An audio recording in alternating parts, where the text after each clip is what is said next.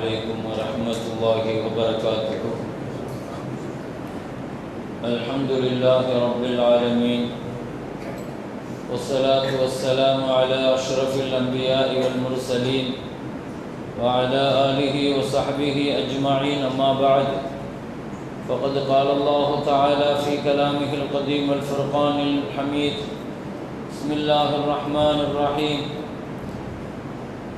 فجاءت إحداهما تمشي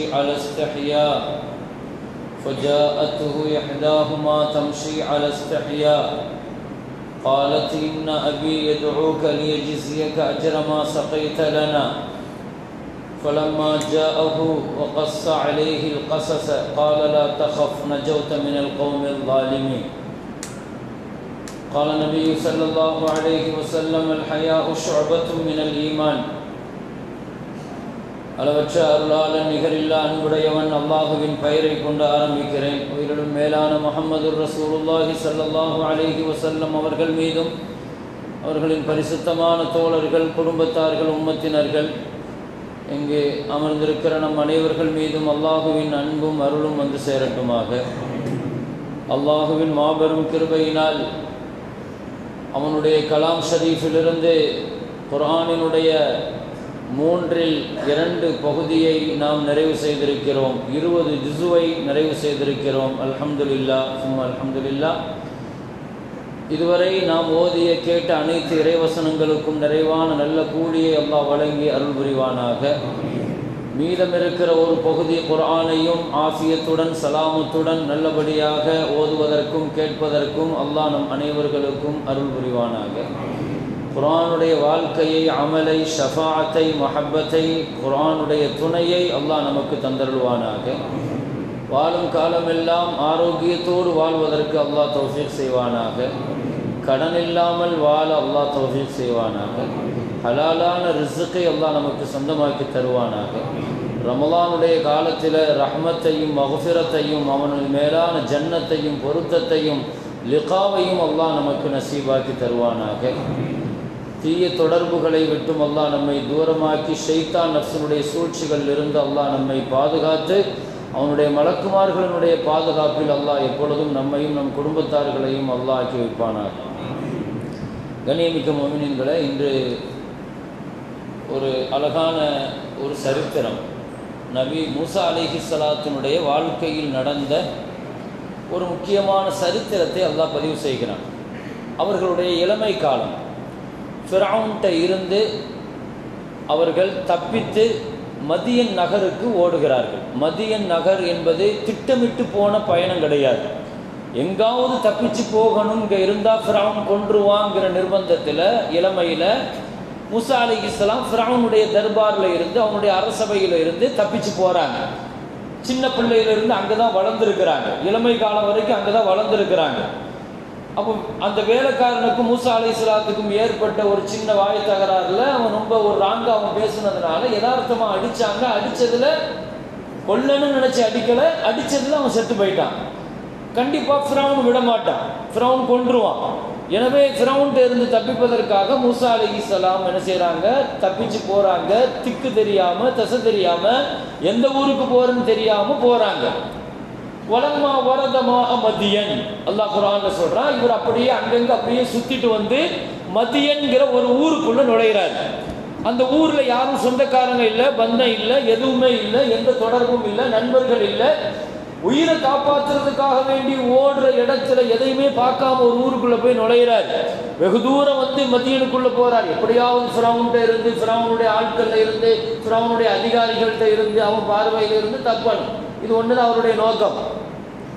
மதிய நகரத்துக்குள்ள போய் என்ன செய்யறாரு, ஊருக்கு வெளியே போய் நிற்கிறாரு. ஊர்ல யாரும் தெரியாது. ஊர்ல இப்போ அந்த ஊருடைய மக்கள் என்ன செய்யறாங்க, அங்க இருக்கிற ஒரு தண்ணீர் உள்ள அந்த இடத்திற்கு வராங்க. அவங்களுடைய ஆடுகளுக்கும் அவங்களுக்கும் தண்ணீர் பிடிக்கிற இடம் அது. அந்த இடத்துல தண்ணீர் பிடிச்சிக்கிட்டே இருக்கும்போது மூசா அலைஹிஸ்ஸலாம் இதை கவனிச்சுட்டு இருக்கிறாங்க. வஜத மின் தூனிஹி மும்ரஅத்தைனி தஸூதான். அல்லாஹ் குர்ஆன்ல சொல்றான், ஒரு பெரிய கூட்டமே அவங்க தண்ணி பிடிச்சி அவங்களுடைய கால்நடைகளுக்கு பிடிச்சிட்டு இருக்கிறாங்க. ஆனா கொஞ்சம் தள்ளி போய் நின்று ஒரு 2 பெண்கள், வாலிப பெண்கள் தள்ளி போய் நிற்கிறாங்க. வெக்கப்பட்டுக்கிட்டு தள்ளி நிற்கிறாங்க. இவ்வளவு கூட்டமா தண்ணி பிடிச்சிட்டு இருக்கிறாங்களே அப்படின்னு ஒரு 2 பேர் தள்ளி போய் நிற்கிறாங்க. இவர் என்ன செஞ்சாருன்னா அந்த 2 பேர்கிட்ட போய் கேட்டார், மா ஹத்துபுக்குமா, என்னம்மா நீங்க மட்டும் தனியா நிக்கிறீங்க, ஏதாவது ஒரு உதவி செய்யணுமாங்கிற மாதிரி கேட்கிறாரு. அப்போ அந்த 2 பேரும் சொன்னதாக அல்லாஹ் குர்ஆன்ல சொல்றான், ஆமா காலத்துமா ஹத்துபுக்குமா காலத்தா லா நஸ்தி ஹத்தா இஸ்ரர் ரிஆ, எங்களுக்கு தண்ணி பிடிக்க முடியல, ஆடுகளுக்கு நாங்கள் தண்ணி பிடிக்க வந்தோம், ஆடுகளை ஓட்டிட்டு வந்தோம், ஆடுகளுக்கு தண்ணி கொடுக்கணும், எங்களுக்கும் தண்ணி பிடிச்சிக்கணும். அபூனா ஷேகுன் கபீர், எங்க வாப்பா இருக்கிறார், ரொம்ப வயசானவங்க. வாப்பா யாரு? ஷுஐப் நபி. ஷுஐப் அலைஹிஸ்ஸலாம் தான் வாப்பா. ஒரு நபியினுடைய 2 பொம்பளை பிள்ளைங்க, ஒரு நபியினுடைய 2 பெண் மக்களுடைய வரலாறு தான் அல்லாஹ் சொல்றான். இப்ப மூசா நபிக்கு தெரியாது, மதியன் நகரத்தில் ஷுஐப் நபி யாருன்னு தெரியாது. அல்லாஹ் அப்படித்தான். முன்ன ஒரு காலகட்டத்தில எல்லாம் பாலவாக்கத்துக்கு ஒரு நபின்னு சொன்னா கொட்டிவாக்கத்துக்கு இன்னொரு நபி இருப்பார், பக்கத்து பக்கத்து ஊருக்கு வேற வேற நபி இருப்பார். ரசூலுல்லாஹ் தான் ஒட்டுமொத்த உலகத்திற்கே நபி, ரஹ்மத்துல் ஆலமீன். முன்னால வந்த நபிமார்கள்லாம் ஊருக்கு நபி இருக்கிறாங்க, ஒரு மாநிலத்துக்கு நபியா இருந்திருக்கிறாங்க, ஒரு நாட்டுக்கு நபி இருந்திருக்கிறாங்க, ஒரு பகுதிக்கு நபி, ஒரு தெருவுக்கு நபி எல்லாம் இருப்பாங்க. ஷுஐப் நபி அந்த ஊர்ல தான் இருக்கிறார். ஷுஐப் நபியினுடைய 2 பெண் மக்கள்ங்கிறது இவருக்கு தெரியாது, ஷுஐப் நபிங்கிறதும் தெரியாது மூசா நபி. அதுதான் ஒரு நபிக்கு இன்னொரு நபியை பற்றி தெரியாது, அவர் நபிங்கிறது. இப்போ என்ன செய்யறாரு, வந்து இந்த மாதிரி சொன்ன உடனே தண்ணி எங்க வாப்பு வயசானவங்க, அப்படியா ஃபஸகாலகுமா, அப்போ கொடுங்கம்மா நான் என்ன தண்ணி பிடிச்சி தரேன்னு சொல்லிட்டு தண்ணி பிடிச்சி கொடுக்குறாரு. தண்ணியை பிடிச்சி கொடுத்து அனுப்பிட்டார். ஏன்னா அவ்வளோ பெரிய கூட்டத்தில் 2 பெண்கள் வெக்கப்பட்டு நின்றதுனால தண்ணியை பிடிச்சி கொடுத்து அனுப்பிட்டதாக அல்லாஹ் சொல்றான். என்னன்னா இங்க ரொம்ப கவனிக்கணும், ஃபஸகாலகுமா, 2 பேருக்கும் தண்ணி பிடிச்சி உதவி செஞ்சுட்டு யாருன்னே தெரியாது, யாருன்னு தெரியாத 2 பெண்கள் வெக்கப்பட்டு நிற்கிறதுனால அவங்களுக்கு இவர் ஹெல்ப் பண்ணிட்டாரு. உதவி செஞ்சுட்டு சும்மா தவல்லா இடம்தில்லி, மரத்தினுடைய நிழல்ல போய் நின்றுட்டு அல்லாஹ்ட்ட இப்படி ஒரு துவா கேட்கிறாரு, ரப்பி இன்னி லிமா அன்சல்த இலைய மின் கைரின் ஃபகீர், எனக்கு இந்த ஊர்ல யாரும் தெரியாது, எதுவுமே தெரியாது, எந்த அறிமுகம் இல்லை, கடுமையான பசியா இருக்குது, ரொம்ப தேவையோடு இருக்கிறேன், கையில ஒரு பைசா இல்லை.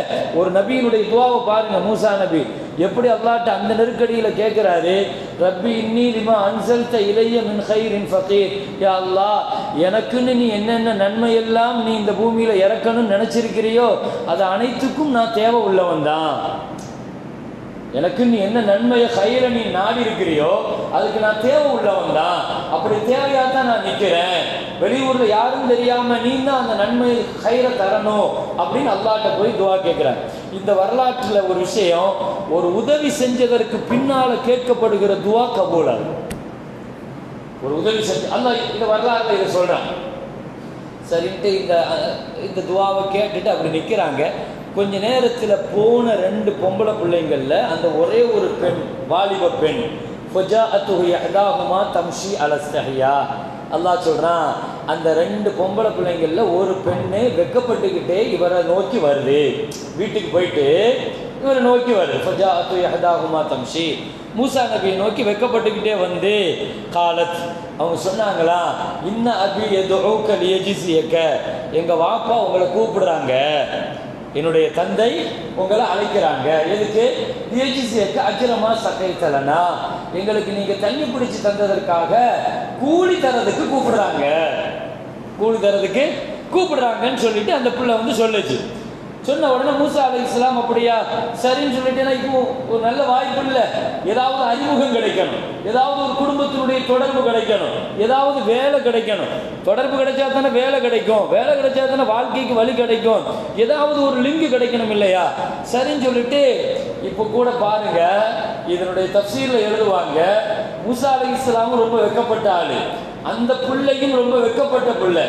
இப்போ அவங்க மூசா அலைஹிஸ்ஸலாம் சொன்னாங்க, எம்மா நீ முன்னால போக வேண்டாம், ஒரு ஆணுக்கு முன்னால பெண்ணு நடந்து போறது அந்த பெண்ணுக்கு வெக்கமா தானே இருக்கும், அந்த பெண்ணினுடைய வெக்க உணர்வை புரிஞ்சுக்கிட்டு நீ என் பின்னால வாமா, நான் முன்னால நடந்து போறேன். வித்தியாசத்தை பாருங்க. ஒரு ஊருக்கு போறதாக இருந்தா சொந்த ஊருக்காரங்க தான் முன்னால போய் வழிகாட்டணும். ஆனா இந்த புள்ள பொம்பளை பிள்ளை வெக்கப்பட்டு இருக்கிறதுனால பின்னால நீ வாமா, நான் முன்னால போறேன், நான் வழி எங்கேயாவது மாறி ரைட்டுக்கு போறதுக்கு இல்லை லெஃப்ட்ல திரும்பிட்டா நீ ஒரு கல்லை தூக்கி இந்த பக்கமா போடு.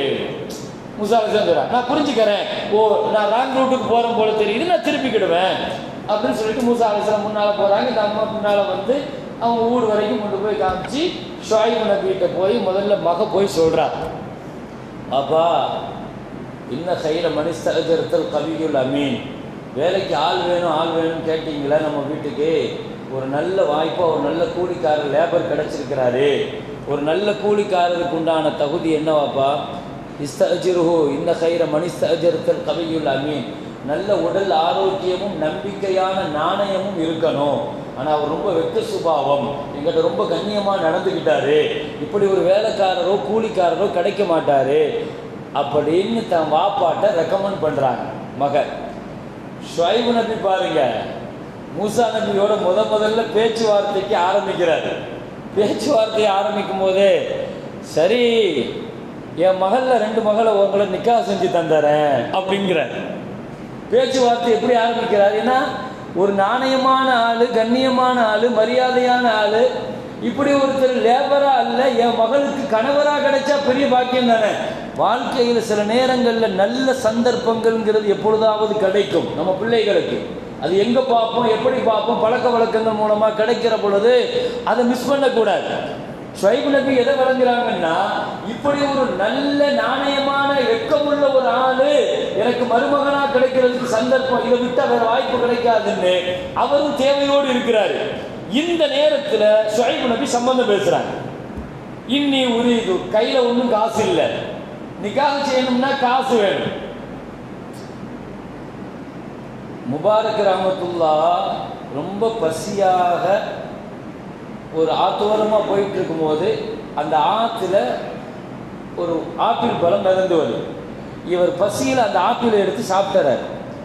சாப்பிட்டு முடித்த பின்னால் தான் இவருக்கு ஞாபகம் வருது, ஆகா இது எந்த மரத்து ஆப்பிள் பழம், யார் தோட்டத்து ஆப்பிள் பழம், இது நமக்கு ஹலாலா இல்லையா அப்படின்னு அந்த ஆப்பிளை தேடி அப்படியே போகிறார். ஆப்பிள் மரத்தை தேடி ஆத்தோரமாக எங்கே ஆப்பிள் இருக்குன்னு பார்த்தா கடைசியில் ஒரு தோட்டத்தினுடைய ஆப்பிள் மரம் தான் வெளியே வந்து நிற்கிது. இந்த தோட்டத்தினுடைய ஆப்பிள் தான் விழுந்திருக்குது அப்படின்னு சொல்லிட்டு அந்த தோட்டத்தினுடைய உரிமையாளரை தேடி போய், உங்கள் மரத்தில் இருந்து ஒரு ஆப்பிள் ஆற்றுல விழுந்துட்டு அது அப்படியே ஆற்றுல மிதந்து வந்ததுனால பசியில் உங்கள்கிட்ட கேட்காம எடுத்து சாப்பிட்டுட்டேன், அதை எனக்கு நீங்கள் ஹலாலாக்கி கொடுங்க அப்படின்னு அவர் சொன்னார். சும்மா எப்படி ஹலாலாக்குறது, அப்போ என்ன செய்யணும்னு சொல்லுங்கள், வேலை செய்யணும்னா சொல்லுங்கள், வேலை செஞ்சு கழிக்கிறேன், எவ்வளோ நாள் வேலை செய்யணும், என்ன செய்யணும்னு சொல்லுங்கள், எங்கிட்ட காசு ஒன்றும் இல்லை, பசியில் தான் சாப்பிட்டேன். அவர் சொன்னார், வேலையெல்லாம் ஒரு பக்கம் இருக்கட்டும், எனக்கு ஒரு பார்வை தெரியாத, பேச முடியாத, காது கேட்காத ஒரு மக இருக்கிறா, அந்த மகளை நீ கல்யாணம் பண்ணிக்கிட்டா நான் இதை ஹலாலாக்கி விட்றேன்ட்டேன். அவர் சொன்னார், ஒரு ஆப்பிளுக்கு இவ்வளோ பெரிய தண்டனையா, ஒரு ஆப்பிள் தானே சாப்பிட்டேன், ஏதாவது வேலை செய்ய சொன்னால் நான் செஞ்சிருவேன், நீங்கள் இவ்வளோ பெரிய தண்டனையை கொடுக்குறீங்களே, பார்வை தெரியாதுங்கிறீங்க, பேச முடியாதுங்கிறீங்க, இதை தவிர வேறு நான் இன்னொரு ஆப்ஷன் உனக்கு கிடையாது, வேணா நீ இல்லைன்னா நீ போயிட்டேன்னு சொல்லிட்டார். இவர் பார்த்தார், ஹலாலாக நாளைக்கு அல்லாவுக்கு முன்னால் யார் குற்றவாளியாக நிற்கா, ஒரு ஆப்பிள்னாலும் அது ஹராம் இல்லையா, அது சரின்ட்டு முடிவு பண்ணி சரின்னு ஒத்துக்கிட்டு கல்யாணம்னா முடிஞ்சு எல்லாம் முடிஞ்சு போய் பார்த்தா அல்லாஹு அக்பர், அவ்வளோ அழகான மனைவி, பார்வை தெரியுது, காது கேட்குது, பேச முடியுது. ஃபஸ்ட் நைட்டில் முதல்ல பேசும்போது உங்கள் வாப்பா இப்படி சொன்னார், ஆமாம் எனக்கு பார்வை தெரியாது, இது ஹராம் எனக்கு பார்வையில் தெரியாது. எங்கள் வாப்பா அந்த அர்த்தத்தில் சொல்லி, நான் ஹராமை பார்த்ததில்லை, ஹராமை பேசினதில்லை, ஹராமை கேட்டதில்லை. இவர் இப்படி ஒருத்தர் வந்து கேட்கும்போது, முபாரக் ரஹ்மத்துல்லாஹ் வந்து கேட்கும்போது அவர் என்ன யோசிக்கிறாருன்னா, எங்கேயோ சாப்பிட்ட ஒரு ஆப்பிள் பழத்தை வந்து ஹலாலாக்க துடிக்கிறாரு, இப்படிப்பட்ட ஆள் என் பிள்ளைக்கு கணவனா கிடைக்கிறத விட துன்யாவில் எனக்கு என்ன பெரிய வாய்ப்பு இருக்கும்னு கிடைச்ச சந்தர்ப்பத்தை பயன்படுத்திக்கிட்டார். மூசா அலைஹிஸ்ஸலாத்துக்கு அதுதான் நடந்துச்சு. இவ்வளோ நாணயமான வெக்கமுள்ள ஒரு ஆள் கிடைச்சிட்டாரு, தன் மனைவி பேசுகிறாரு, 8 வருஷம் எங்கிட்ட வேலை பாருங்க, இல்லைன்னா 10 வருஷம் உங்கள் விருப்பம், நீங்கள் வேலை பார்த்து நீங்கள் மகரா வச்சு கல்யாணம் முடிச்சுட்டு போங்கன்ட்டார். ஷுஐப் நபி 8-10 வருஷம் ஒரு நாளைக்கு லேபர் கூலின்னு ஒரு 500 ரூபா போட்டிங்கன்னா ஒரு 10 வருஷத்துக்கு பார்த்தீங்கன்னா அன்றைக்கி 18 லட்ச ரூபா வருது. 18 லட்ச ரூபா மகரா கொடுத்து மூசா அலைஹிஸ்ஸலாம் கல்யாணம் முடித்து நடந்து இந்த வரலாறு பயணிக்கு இப்போ கல்யாணம் முடித்து மகரெலாம் புலமாக்கலாம், மூசா லட்சம் மகரை கொடுத்து மனைவி கூப்பிட்டு வந்தாருன்னு வைங்க. நான் இங்கே என்ன ஞாபகப்படுத்துகிறேன், ஒரு நபி தாம் மகளை வளர்க்க தான் அல்லாஹ் இங்கே சிலாகிச்சு. ஒரு பெண் குழந்தையை எப்படி வளர்க்கணும், அவளுக்கான எது அடிப்படையாக கொடுத்து வளர்க்கப்படணும், வெட்கம்தான் ஒரு பெண்ணினுடைய அடிப்படையான ஆடைங்கிறத அழகாக அல்லாஹ் குர்ஆன்ல பதிவு செய்யும்.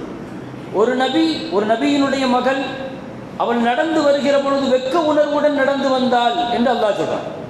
தம்ஷி அலஸ்ஹியா. அப்போ அல்லாஹ்வுக்கு ஒரு பெண்ணிட்ட ரொம்ப பிடிச்ச குணம் வெட்க குணம். அல்லாஹ்வுக்கு ஹயா ரொம்ப பிடிக்கும் ஒரு பெண்ணிட்ட. அது ஈமானோடு சம்பந்தப்பட்டது. அதில் இப்னு உமர் ரலியல்லாஹு அன்ஹு சொல்லுவார்கள், அல்லாஹ் தஆலா ஒருத்தனை நாசமாக்கணும்னு நினைச்சிட்டா, இப்னு உமர் ரலியல்லாஹு அறிவிக்கிற ஹதீஸுங்க, ஒருத்தனை அழிக்கணும்னு நினைச்சிட்டா அல்லாஹ் முதல்ல அவன்கிட்ட இருந்து வெட்கத்தை தான் அல்லாஹ் எடுப்பானான். ஒரு மோமின்கிட்ட அவன் தப்பான ஆள், அல்லாஹ் அவனை அழிக்கிறது முடிவு பண்ணிட்டா அவன்கிட்ட இருந்து வெட்கத்தை எடுப்பான். வெட்கம் அவன்கிட்ட போயிட்டுன்னு வைங்க, அமானத்து போயிடுமா, நம்பிக்கை போயிடுமா. நம்பிக்கை போயிடுச்சுன்னா அவன்கிட்ட ஹியானத்து மோசடி வந்துடுமா.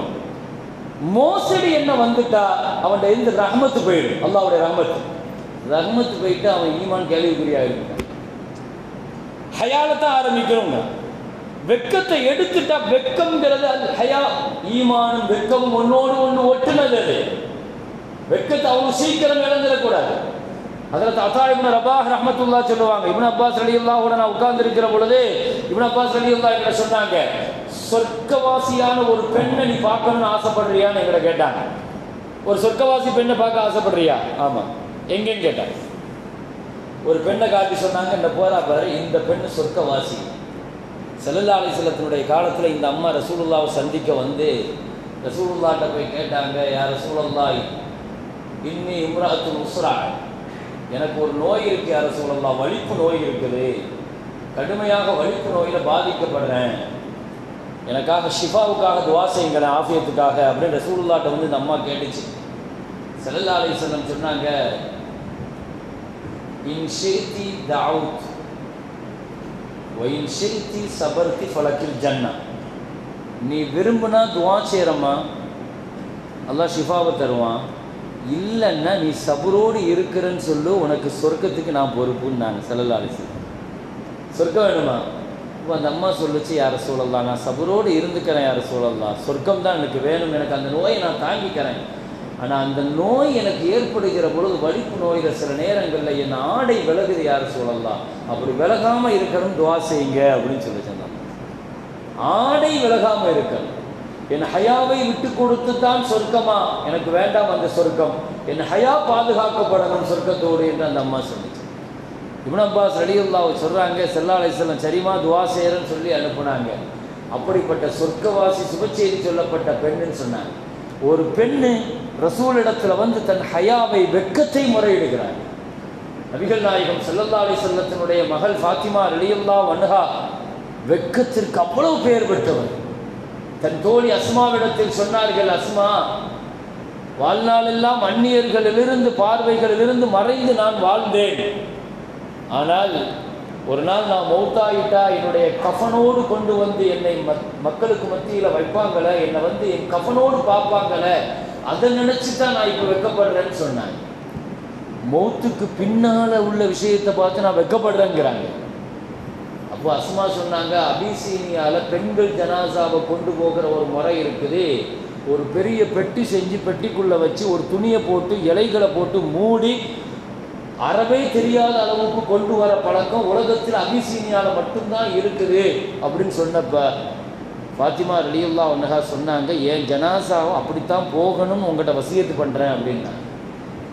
அவ்வளவு தூரத்துக்கு இன்னைக்கு சிந்தூக்கில் பெட்டியில் வச்சு கொண்டு வர இந்த சுன்னத்து ஃபாத்திமா ரலியல்லாஹு அன்ஹாவினுடைய வெட்க உணர்வால் இந்த உம்மத்துக்கு கிடைச்ச சுன்னத்து. 8-9 வயசு இருக்கிற பொழுது ஸல்லல்லாஹு அலைஹி வஸல்லம் தொழுதுகிட்டு இருக்கும்போது ஒட்டகத்தினுடைய குடலை கொண்டு வந்து போட்டு எதிரிகள் சிரித்த உடனே சின்ன புள்ள ஃபாத்திமா ரலியல்லாஹு அன்ஹா ஓடி வந்து தன் வாப்பாவுக்கு ஹெல்ப் பண்ண முயற்சி பண்ணுற நேரத்தில் சஜிதாலிருந்து எழுந்திருக்க முடியாத மூச்சு திணறிய முஹம்மது ஸல்லல்லாஹு அலைஹி வஸல்லம் அப்பொழுதும் கூட தன் மகள் 8-9 வயசு மகள் ஃபாத்திமாவை பார்த்து சொன்னாங்க, ஃபாத்திமா, ஹம்மிரி நஹரகி, உன் கழுத்து திறந்திருக்கிறது மகளே, நீ முதல்ல மூடு, சுற்றிலும் அந்நிய ஆண்கள் இருக்கிறாங்க அப்படின்னு சொன்னாங்க. ஒரு 8 வயசு பிள்ளைக்கு அந்த வெட்க உணர்வை கொடுக்கணுங்கிறத நபிகள் நாயகம் ஸல்லல்லாஹு அலைஹி வஸல்லம் சொல்கிறாங்க. பிள்ளைகளினுடைய வெட்கங்கள் கிழிக்கப்படுவதற்கும் அதனுடைய உணர்வுகளை ஒன்றுமில்லாமல் ஆக்கிறதுக்கு நாமளே காரணமாக இருக்கக்கூடாது. காசியாத்துன் ஆரியாத்துன் ஸல்லல்லாஹு அலைஹி வஸல்லம் சொன்னாங்க, கியாமத்தின் நெருக்கம் ஒரு காலகட்டம் வரும், பெண்கள் ஆடைகளில் வெட்கத்தை இழப்பார்கள், ஆடை அணைந்தும் நிர்வாணமாக இருப்பார்கள் நாங்கள் ஸல்லல்லாஹு அலைஹி வஸல்லம். அந்த ஹதீஸுக்கு விளக்கம் சொல்கிற முஹத்திஸீன்கள் 3 கருத்துக்களை சொல்கிறார்கள். ஒன்று, ஆடை இருக்கும், ஆனால் அது அரைகுறை ஆடையாக இருக்கும். ஆடை இருக்கும், அவர்கள் டிரான்ஸ்பரண்ட் என்று சொல்லுகிற அப்படி லேசான ஆடை உடுத்தி கொண்டிருப்பார்கள், உறுப்புகள் தெரிகிற அளவுக்கு. 3வது, ரொம்ப இறுக்கமான ஆடைகளை உடுத்தி கொண்டிருப்பார்கள், அது புர்காவாக இருந்தாலும் சரிதான். இப்படி குர்ஆன் ஒரு பெண்ணினுடைய வெட்கம் குறித்து பேசுகிற பொழுது, ஒலா யத்ரிபுன பிஅர்ஜுலிஹின்ன, நீ நடந்து செல்லுகிற பொழுது கூட பெண்ணே, உன்னுடைய காலின் கொலுசின் சப்தம் கூட இன்னொரு அந்நிய ஆணை திரும்பி பார்க்க வைக்காத அளவுக்கு பூமியில காலை மெதுவா வச்சு நடன்னு சொல்லுது குர்ஆன்.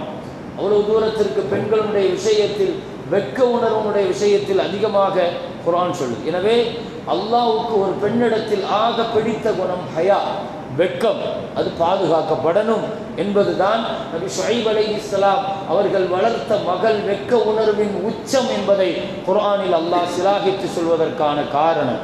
எனவே வெட்கம் என்பது பெண்ணுக்கு மட்டும் ஆடை அல்ல, ஆணுக்கும் அது வெட்க உணர்வு ஆடை. முதல் பாவம் சொர்க்கத்திலே நடந்த பொழுதே அல்லாஹ் ஆடையைத்தான் உருவினான் ஆதமுக்கும் ஹவ்வாவுக்கும். ஒரு பாவம் நடந்தவுடன் வெட்கம் வந்தது. வெட்கம் என்பது ஆயுதம், அது ஆடை மட்டுமல்ல, ஆயுதம். நம்மை பாவத்திலிருந்து தடுக்கிற ஒரு பெரிய ஆயுதம் அது. வெட்கம் ஒன்று பாவம் செய்யாமல் தடுக்கணும், இல்லையானால் செய்த பிறகாவது வெட்கம் வரணும். அதுவும் வரலன்னு சொன்னால் நம்முடைய ஈமான் நாம் சுய பரிசோதனை செய்ய வேண்டிய கட்டாயத்தில் இருக்கிறோம். எனவே ஹயா அது பாதுகாக்கப்படணும், ஆணுக்கும் தான் பெண்ணுக்கும் தான். வாசுரு தாவானா அல்ஹம்துலில்லாஹி ரப்பில் ஆலமீன். அஸ்ஸலாமு அலைக்கும் வரஹ்மத்துல்லாஹி வபரகாத்துஹு. மேலப்பாளையத்திலிருந்து தர்பியத்துன் நிசா என்ற நிஸ்வான் மதரசா, பாரம்பரியமான பழைய எங்கள் ஊரினுடைய முதல் மதரசா, 90க்கும் மேற்பட்ட மாணவிகள் ஓதுகிற சிறப்பான மதரசா. தாராளமாக உதவி செய்யும். اللهم تقبل منا صلاتنا وصيامنا وقيامنا وركوعنا وسجودنا وتضرعنا وتخشعنا وتمم تقصير أعمالنا وتجاوز عنا سيئاتنا وتوفنا مع الأبرار. صلى الله وسلم على سيدنا محمد وآله وصحبه أجمعين والحمد لله رب العالمين. صلى الله على محمد صلى الله عليه وسلم. صلى الله على محمد صلى الله عليه وسلم. صلى الله على محمد يا رب صل عليه وسلم.